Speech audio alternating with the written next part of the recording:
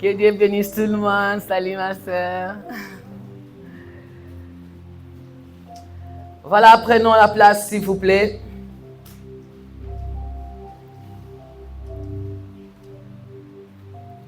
Bien-aimé dans le Seigneur, c'est que Dieu m'a mis à cœur encore aujourd'hui pour parler dans le cœur d'un enfant de Dieu. Le thème de mon message, la gloire de la deuxième maison sera plus glorieuse que celle de la première maison. Amen. Sans plus tarder, nous allons prendre nos Bibles dans le livre de Agé, chapitre 2. J'aimerais celle ou celui qui est à la page peut m'aider à lire. Agé, chapitre 2, verset 1 jusqu'au verset 9. Dieu est merveilleux et il ne parle pas en vain. Encore aujourd'hui, ce Dieu veut encore toucher ou peut-être consoler même le cœur d'un enfant de Dieu encore cet après-midi. Il y a quelqu'un qui est à la page, Agé chapitre 2.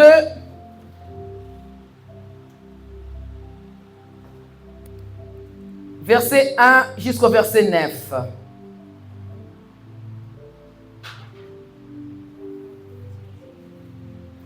Amen. Amen. Agé chapitre 2, verset 1 à 9, la Bible déclare. Amen.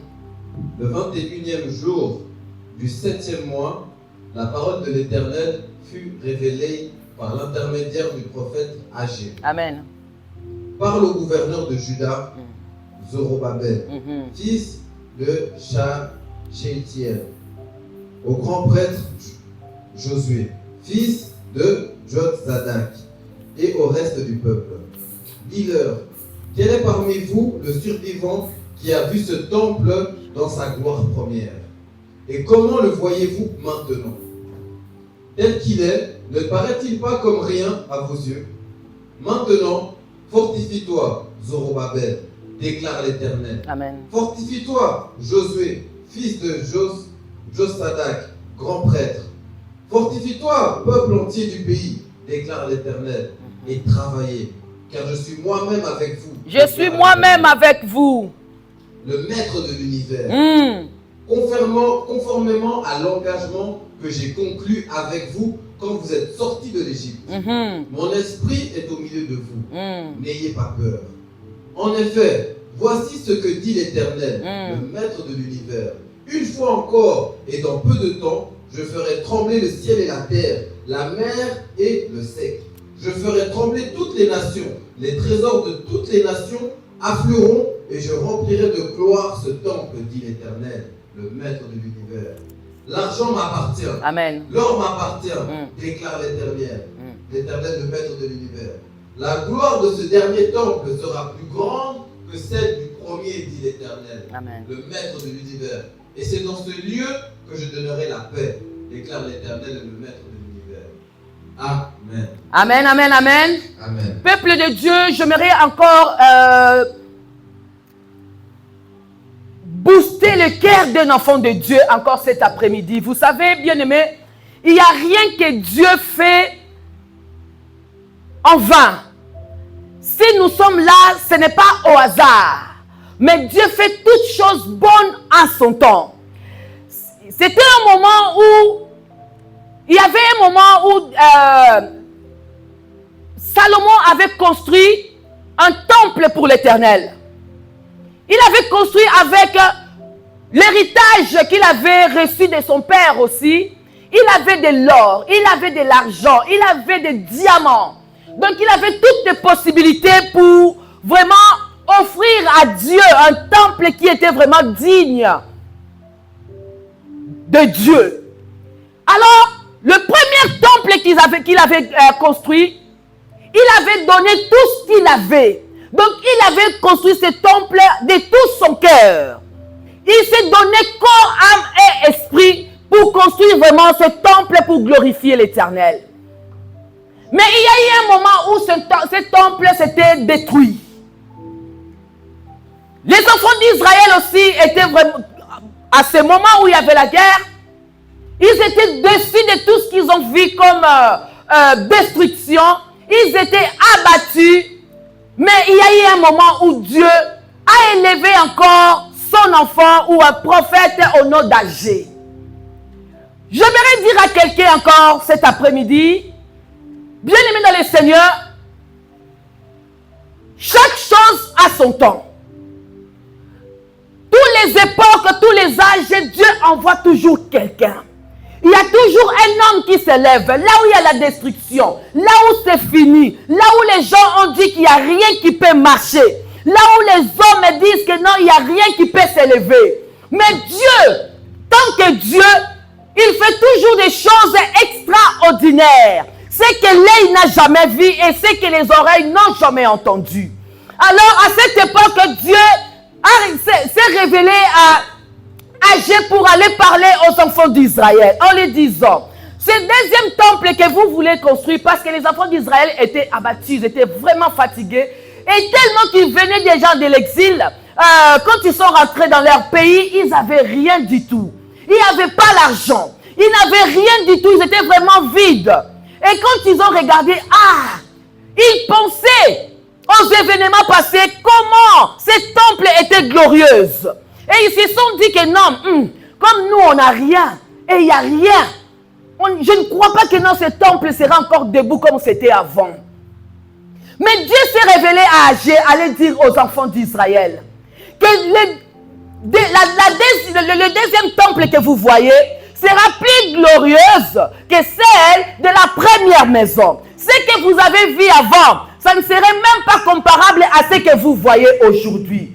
Bien-aimé dans le Seigneur, j'aimerais parler à quelqu'un. Pourquoi? Parce qu'il y a un moment où on se dit, on est fatigué. Ça arrive à des fois, même dans les églises, même dans nos vies quotidiennes. On est tellement abattus par des problèmes. On est tellement abattus par des soucis. Et on se dit peut-être que Dieu n'agira plus.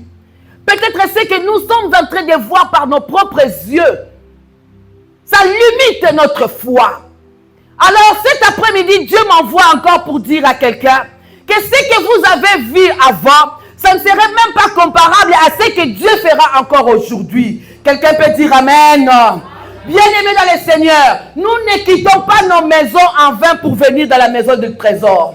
Nous ne quittons pas nos maisons et venir travailler dans la maison de l'Éternel et rentrer les mains vides. Laisse-moi te garantir qu'il n'y a personne qui est venu devant ce Dieu et rentrer les mains vides. Il y a toutes les personnes qui viennent devant ce Dieu, ils ont toujours la solution de leurs problèmes. Alors aujourd'hui encore, j'aimerais te dire que la gloire de Dieu est générationnelle. La gloire de Dieu ne se limite pas à une génération quelconque. La gloire de Dieu n'est pas historique. Pour dire que non, Dieu avait agi avant, mais aujourd'hui Dieu n'agit plus. Non, Dieu est toujours là, il est générationnel. S'il avait agi avec nos ancêtres, s'il avait agi avec les apôtres, de la même manière, et il agira encore aujourd'hui. Mais tout ça, bien aimé dans le Seigneur, dépend de toi et moi. Pourquoi? Parce que Dieu, de la même manière, il a utilisé les apôtres, de la même manière, il a utilisé les anciens. La Bible dit à tous qui croient, il les a donné l'opportunité de devenir enfants de Dieu. Et cette opportunité, cette gloire, cette onction que Dieu a mis en toi, ce n'est pas pour le mettre dans le placard, mais c'est pour l'utiliser. Alors aujourd'hui, j'aimerais parler à quelqu'un bien-aimé dans le Seigneur. La gloire de Dieu se manifeste quand quelqu'un se met debout. La gloire de Dieu ne peut pas se manifester si tu es assise. La gloire de Dieu ne se manifeste pas si tu as des bras croisés. Mais la gloire de Dieu bouge quand toi tu bouges. La Bible dit, les miracles accompagneront ceux qui auront crié. Le miracle ne reste pas statique. Le miracle ne reste pas sur place. Mais le miracle accompagne. Donc, qui veut dire, si tu mets un pas, c'est là où Dieu aussi met un pas. Aujourd'hui, j'aimerais parler à quelqu'un. Demandons-nous pourquoi la gloire de la deuxième maison sera plus glorieuse que celle de la première maison. Dieu a dit que je serai avec toi, Josué. Nous devons d'abord poser la question. Qu'est-ce que la gloire de Dieu peut porter? comme différence dans notre génération. Alors, première part que j'ai pris, c'est que peut apporter cette gloire de la deuxième maison, elle vient nous aider à prendre des relèves. La gloire de Dieu ne vient pas pour rester statique. Mais la gloire de Dieu, ça vient pour te donner encore le relève. Qui veut dire, de la personne qui travaillait avant, s'il n'est plus là, c'est à toi maintenant de prendre la place. Et si les grands ne sont pas là, c'est toi qui deviens grand. Alléluia. Si les grands ne sont plus là, si le maître n'est plus là, si les serviteurs ne sont plus là, maintenant c'est toi qui dois prendre la place. La Bible dit, dans le livre de Josué chapitre 1 verset 5, pour aller finir. Josué 1, 5, s'il vous plaît.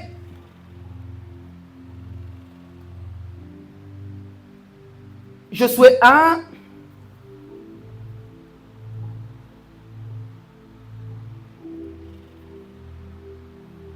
Ça va tellement lentement. Dieu dit, verset 1, pardon, chapitre 1, verset 1 jusqu'à 5. Je vais lire. Après la mort de Moïse, serviteur de l'Éternel, l'Éternel dit à Josué, fils de Nun, assistant de Moïse, bien-aimé dans le Seigneur, Josué qui avait pris la place de Moïse, ce peuple a vu la gloire de Dieu avec Moïse. Moïse a tellement bouleversé l'attendement des enfants d'Israël en voyant comment Dieu a agi.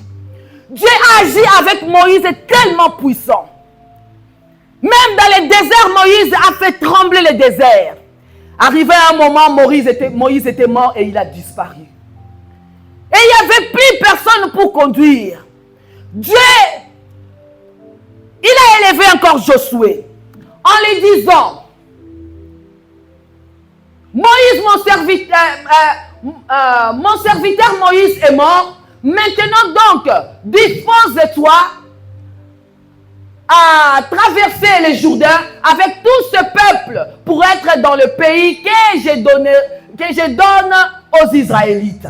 Moïse, mon serviteur, est mort. Maintenant, c'est à toi de traverser le fleuve Jourdain avec tout le peuple d'Israël pour entrer dans le pays que je vous donne.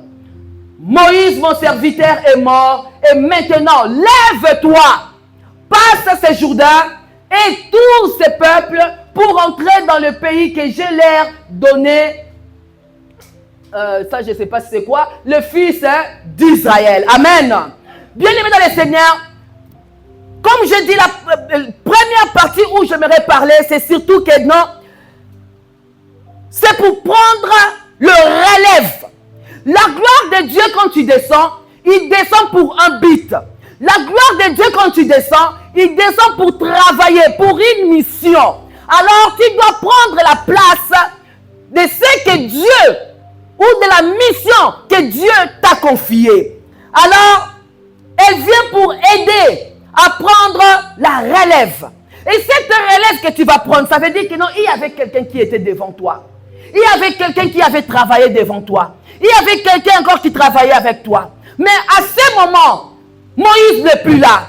Aussi longtemps, celui qui n'est plus là, Dieu prend toujours quelqu'un au milieu de vous pour l'élever et continuer à conduire.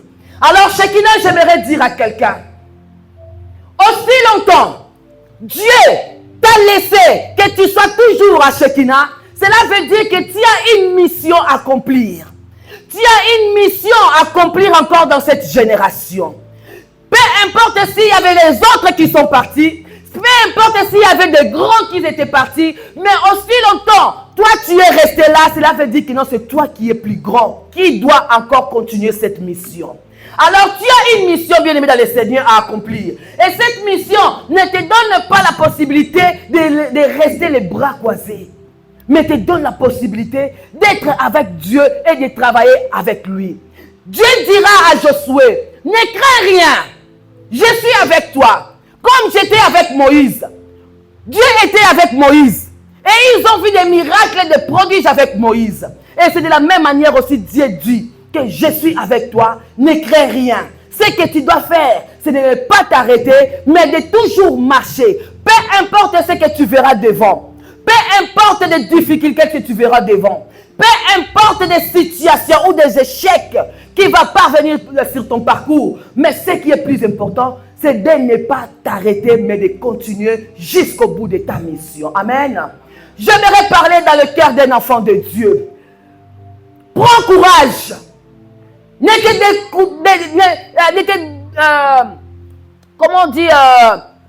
décourage pas. Ne sois pas triste par rapport à ce que tu vois aujourd'hui. Mais ce que Dieu te promet, que ce que tu avais vu dans le premier temple, ça sera différent de ce que tu verras aujourd'hui. Ce qui est plus important est de ne pas t'arrêter, mais de continuer et marche. Et Dieu est avec toi. Demain, il n'y a que la gloire qui sera toujours au rendez-vous. Aussi longtemps, tu n'arrêteras pas. Dieu marchera toujours avec toi. Que Dieu vous bénisse.